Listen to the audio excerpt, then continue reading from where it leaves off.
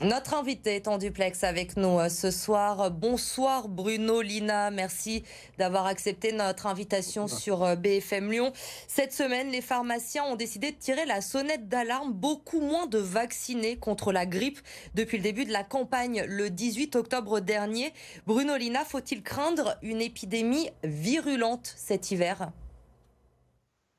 Alors en fait, ce qui est certain, c'est que ce que l'on sait, notamment par l'expérience acquise avec ce qui s'est passé au niveau de l'hémisphère sud, il y a un virus influenza H3N2 qui présente un potentiel de diffusion important et on a pu observer dans l'hémisphère sud des épidémies qui commençaient de façon précoce, qui ont donné des pics élevés avec une augmentation rapide du nombre de cas et pas forcément un pourcentage plus élevé que d'habitude de formes graves, mais comme il y avait beaucoup de cas, et il y a eu pas mal d'hospitalisations et malheureusement aussi quelques décès.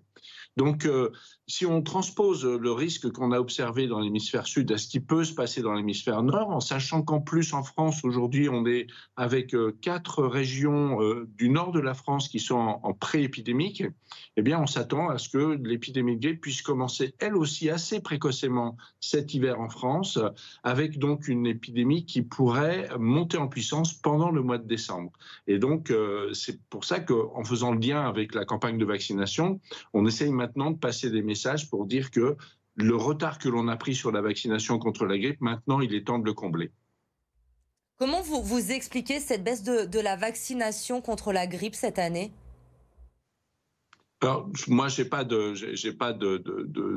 d'explication qui permettent d'être certain qu'il suffirait de changer un facteur pour que tout rentre dans l'ordre. C'est probablement multifactoriel, c'est-à-dire que on a d'abord toute une série de personnes qui sont exposées au risque grippe qui ne l'ont pas ressenti, ce risque, parce que l'épidémie de grippe a été absente pratiquement pendant 2 ans.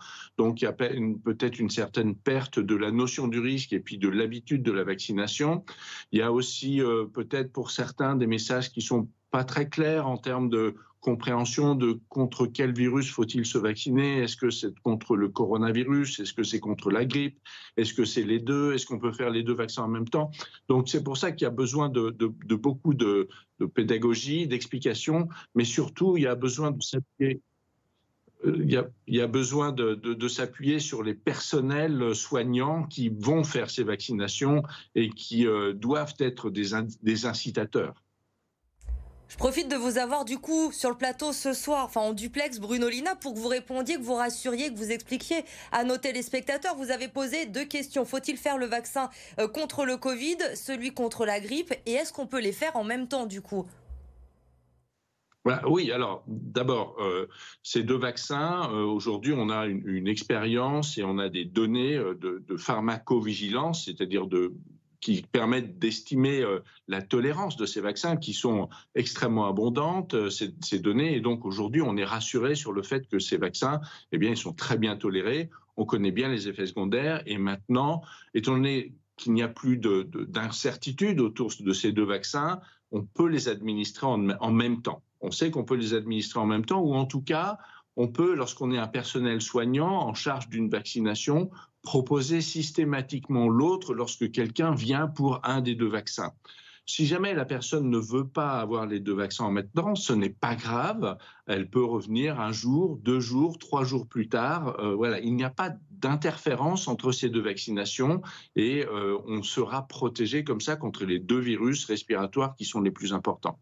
L'autre chose qu'il faut vraiment garder en tête par rapport à l'intérêt de ces vaccinations, c'est que vous allez vous protéger et protéger votre entourage en freinant la diffusion du virus, mais vous allez en même temps protéger la structure hospitalière. Aujourd'hui, vous le savez, l'hôpital est fatigué, il a eu 2 années et demie de pandémie derrière lui, on a une bronchiolite encore qui est un autre virus qui touche plus les enfants mais qui impacte l'hôpital aujourd'hui.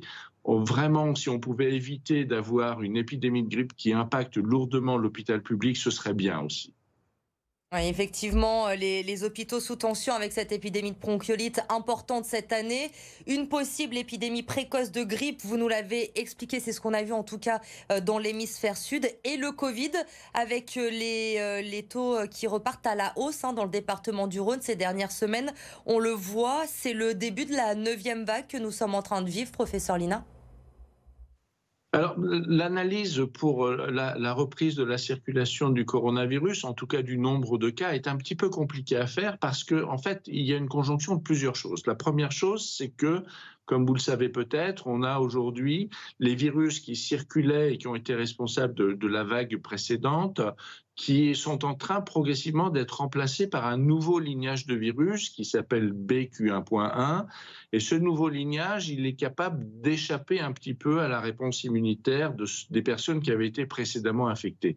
Malgré tout, ce virus ne présente pas une caractéristique d'un vrai variant, je dirais, qui a donné des bouffées épidémiques comme on a pu les voir l'année dernière ou cette année en début d'année. Et c'est plus un phénomène de remplacement qui se passe. Malgré tout, il y a une reprise épidémique qui n'est pas très importante, mais qui est significative, qui est beaucoup plus liée au fait qu'on rentre dans des températures beaucoup plus froides et que l'on sait que quand il fait froid, le taux de transmission de ces virus respiratoires et en particulier du coronavirus augmente.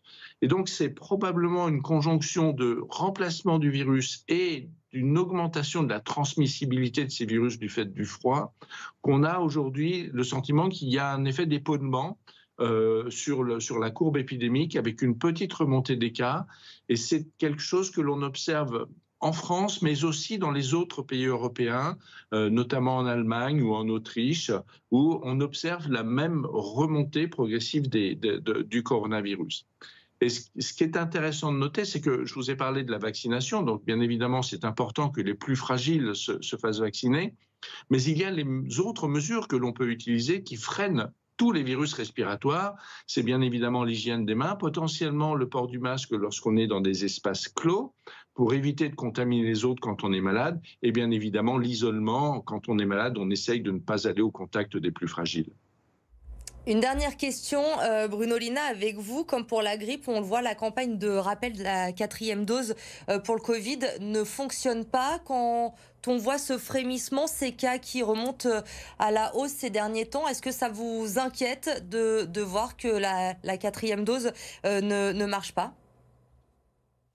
Alors, je pense que la nouvelle dose de rappel, parce que c'est pour certains la 4e, et pour d'autres, ça peut même être la 5e dose, c'est une protection dont les plus fragiles ont vraiment besoin. Il est vrai que Omicron et les dérivés qui circulent actuellement sont des virus qui sont beaucoup moins dangereux que les virus que l'on avait à la même période l'année dernière. Le taux de forme sévère et le taux de mortalité est nettement moins important. Toutefois, chez les plus fragiles, qui sont les plus de 60 ans, qui sont les personnes qui ont des pathologies respiratoires chroniques, on a encore malheureusement un certain nombre de patients qui vont en réanimation parce qu'ils n'ont pas eu leur rappel vaccinal, parce qu'ils sont mal protégés du fait de la perte des anticorps protecteurs. Et donc, j'engage vraiment à ce que les plus fragiles fassent cette dose de rappel à partir du moment où ils sont à plus de 4 à 5 mois de leur dernière immunisation. Merci Bruno Lina d'avoir répondu à nos questions, d'avoir été notre invité ce soir sur BFM Lyon.